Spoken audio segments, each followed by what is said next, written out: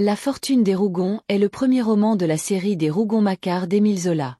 Il pose les bases de la saga familiale en racontant l'origine et l'ascension des Rougon, une famille issue de l'union entre Adélaïde Fouque, tante d'Ide, une femme instable, et deux hommes différents, le paysan Rougon et le contrebandier Macquart. L'histoire est située dans la ville fictive de Plassans, en Provence, lors du coup d'État de Louis-Napoléon Bonaparte en 1851.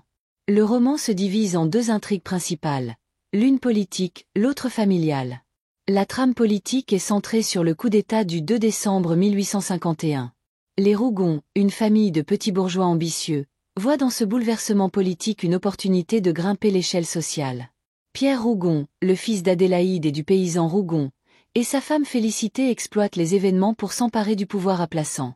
Ils soutiennent les forces bonapartistes et manipulent la situation à leur avantage. Parallèlement, Zola raconte les destins des enfants d'Adélaïde, notamment Pierre Rougon et son demi-frère Antoine Macquart. Antoine, fils du contrebandier, est un alcoolique paresseux qui nourrit une haine envers les Rougon, qu'il considère comme des usurpateurs. Tandis que Pierre et Félicité Rougon complotent pour obtenir une position de pouvoir, Antoine tente de s'y opposer, mais sans succès. Leur rivalité incarne la lutte de classe et les tensions au sein de la famille.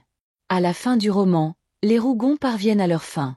Grâce à leur soutien au coup d'État, Pierre Rougon est récompensé par le gouvernement et devient un personnage influent à Plassans. Leur ascension marque le début de l'enrichissement de la famille Rougon, tandis que les Macquart, symboles des laissés-pour-compte, sombrent dans la misère et le déshonneur. La fortune des Rougon est un roman clé dans l'œuvre de Zola, car il établit les fondements de la saga des Rougon-Macquart, une étude naturaliste des vices et des vertus d'une famille sur plusieurs générations. Zola explore les effets de l'hérédité et de l'environnement sur les personnages, thèmes centraux du naturalisme. Les Rougon représentent l'ambition, la ruse et la réussite sociale, tandis que les Macquart incarnent la déchéance et la révolte. Le roman critique également la société du Second Empire, montrant comment l'opportunisme et la manipulation politique permettent à des individus sans scrupules d'accéder au pouvoir.